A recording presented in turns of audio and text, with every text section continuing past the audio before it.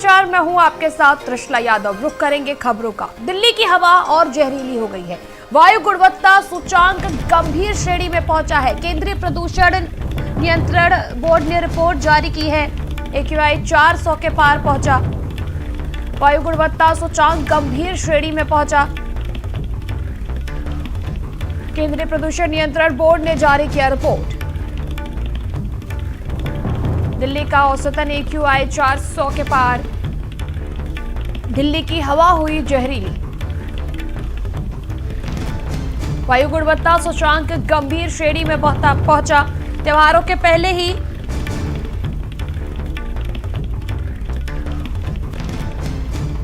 औसतन AQI 400 के पार पहुंचना। दिल्ली की हवा और जहरीली हुई। वायु गुणवत्ता सूचांक गंभीर श्रेणी में पहुंचा। निर्माण कार्यों को बंद करने के निर्देश। कर्मचारियों को घर से काम करने के निर्देश। दिल्ली का AQI औसतन 400 के पार। लगातार वायु प्रदूषण बढ़ने के चलते स्थिति गंभीर। दिल्ली की हवा जहरीली हो गई है। त्योहारों के पहले ही वायु गुणवत्ता सूचांक गंभीर श्रेणी में पहुंचा।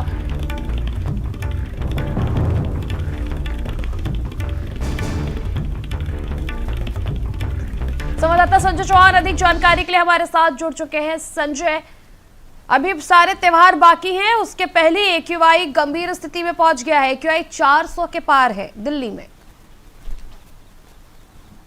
बिल्कुल, राजधानी देश की राजधानी की बात करें दिल्ली की, तो वहां पर AQI लेवल 400 के पार पहुंच गया है। राजधानी लखनऊ की बात करें तो 230 के ऊपर राजधानी लखनऊ का AQI लेवल, चाहे तालकटोरा की बात करें, लालबाग की बात करें, आसियाना की बात करें या गोमती नगर की बात करें, तो वहां पर 230 से ऊपर AQI लेवल पहुंच गया। ऐसे में लोगों को खासी दिक्कतों का सामना जो है वो फैसला करना पड़ रहा है, और खास करके दमा के जो मरीज हैं वो परेशान है। आप देख सकते हैं कि मैं विजुअल के माध्यम से अब दिखाने का प्रयास कर रहा हूं कि धुंध राजधानी लखनऊ में किस तरीके से अभी भी छाई हुई है। देश की राजधानी अगर की बात करें दिल्ली की, तो वहां पर भी इससे ज़्यादा जो हालात हैं वो बेहद ख़राब है। धुंध भी छाई हुई है, और लोग अगर नंगी आंखों से निकल रहे हैं तो उनको आंखों में आंसू, और दमा के मरीजों को खासी परेशानियों का सामना करना पड़ रहा है।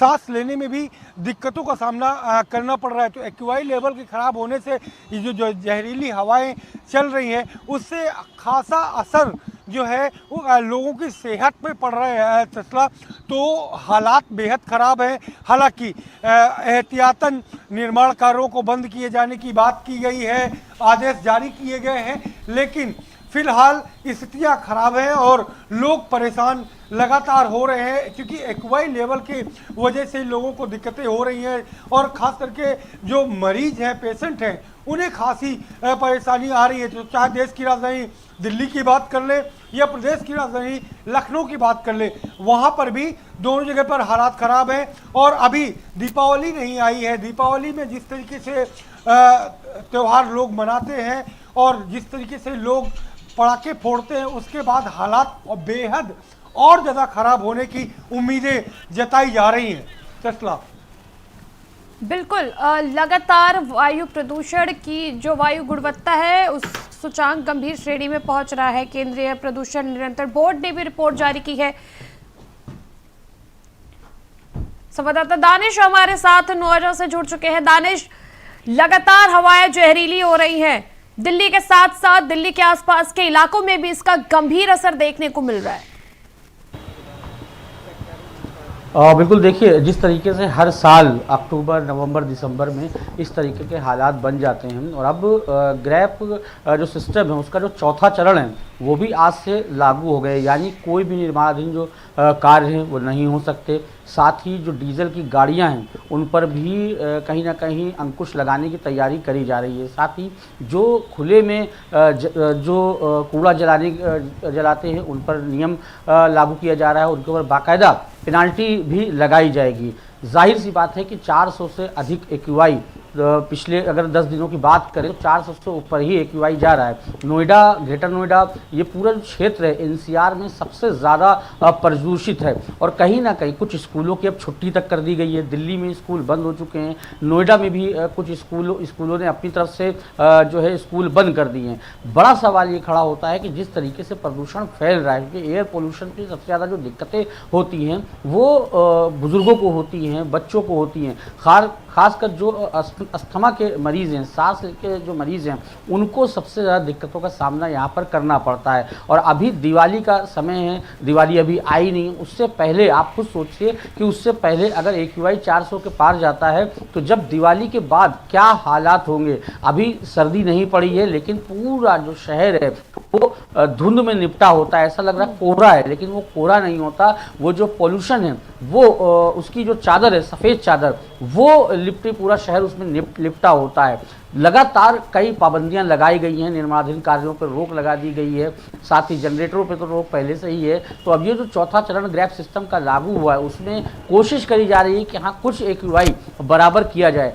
डिस्ट्रिक्ट एडमिनिस्ट्रेशन और नोएडा विकास प्राधिकरण, ग्रेटर नोएडा विकास प्राधिकरण की तरफ से कहीं ना कहीं कमियां भी दिखाई दे रही हैं, क्योंकि यहाँ पर अलग अलग पैरामीटर जो AQI के मीटर्स होते हैं वो अलग अलग इलाकों में लगे हुए हैं। जहाँ पर AQI ज़्यादा होता है वहाँ पर ये पानी का छिड़काव करते हैं, वहाँ पर पेड़ों पर जो धूल जमी होती है उसके जो पार्टिकल्स होते हैं उसको पानी के ज़रिए हटाते हैं। लेकिन एक रूटीन वे में जो पानी का छिड़काव होना चाहिए, क्योंकि इसका AQI जब बढ़ता है तो उसका एक ही रास्ता है पानी, यानी अगर अभी बारिश हो जाए तो अपने आप जो है मौसम साफ हो जाएगा और अपने आप जो एयर पोल्यूशन है वो कम हो जाएगा। इसी लिहाज से जब पानी का छिड़काव होता है तो उससे कहीं ना कहीं जो पार्टिकल्स होते हैं जो धूल में उड़ते हैं हवा के साथ वो बैठ जाते हैं, वो लगातार पानी के छिड़काव से, लिहाजा पोल्यूशन में कमी आती है। तो सिर्फ और सिर्फ जहाँ पर मीटर लगे हैं AQI के वहाँ पर पानी छिड़कने से कोई फ़ायदा नहीं होगा।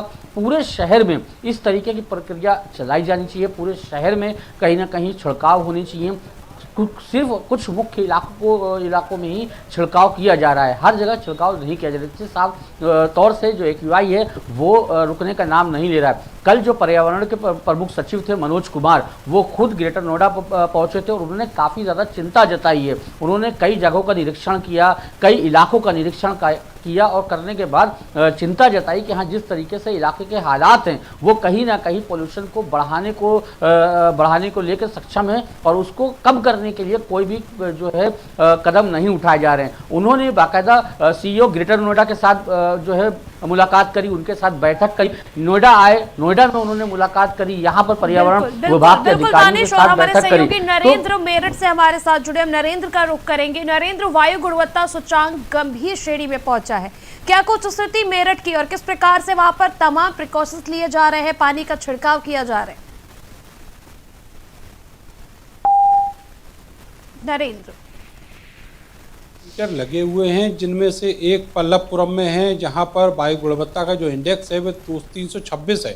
इसके अलावा अगर गंगानगर और जय भीम नगर की बात करें तो गंगानगर में 376 और जय भीम नगर में 418 के आसपास है। आप समझ सकते हैं कि शहर का जो बीचों बीच इलाका है जय भीम नगर वो बहुत ज़्यादा प्रदूषित है इस समय, और उसका कारण जो है वो अंधाधुंध निर्माण जो हो रहे हैं उन पर कोई लगाम नहीं लगाई जा रही है, केवल वही उसका कारण है। खुद नगर निगम का एक बड़ा प्रोजेक्ट वहाँ पर चल रहा है और उसमें दिन रात जो खुदाई है, खनन है, वो किया जा रहा है मिट्टी का। इसके अलावा मिट्टी की जो शिफ्टिंग है वो भी वहाँ से की जा रही है।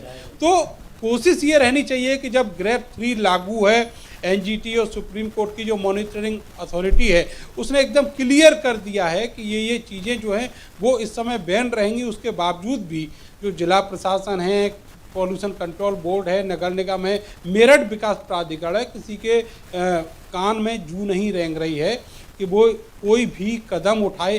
खास करके शहर के बीच में जो डीजल के वाहन हैं वो धड़ल्ले से घूम रहे हैं और प्रदूषण में इजाफा कर रहे हैं। अभी स्थिति ये है कि अगर चारों तरफ का माहौल देखा जाए तो आपको एक कोहरे जैसी चादर नज़र आएगी। बेसिकली वो कोहरा ना होकर एक मॉइस्चर और जो धूल उड़ रही है उसकी वजह से स्मॉग है जो इंसान की सांस के जरिए फेफड़ों तक पहुंचता है और नुकसान पहुंचाता है सेहत को बहुत ज़्यादा। तो ऐसे में कोशिश ये रहनी चाहिए सरकार की, प्रशासन की, कि किसी तरह इस स्मॉग से निजात दिलाया जाए, लेकिन उसके बजाय खुद यही सरकारी मशीनरी और उनके बेलगाम अफसर इसमें इजाफा करने में जुटे हुए हैं। समझा जा सकता है कि जान की फिक्र किसी को नहीं है, ना एनजीटी के जो नियम हैं उनका कहीं पालन हो रहा है और ना ही जो सुप्रीम कोर्ट की मॉनिटरिंग अथॉरिटी है उसका कहीं पालन किया जा रहा है। तो अफसर जो है उनकी बेलगामी इतनी ज़्यादा है कि सरकार और इन अथॉरिटीज़ के जो नियम हैं वो भी कहीं ज़मीन पर उतरते नहीं दिख रहे हैं। जी, आपका बहुत बहुत शुक्रिया दानिश, आप बने रहे हमारे साथ।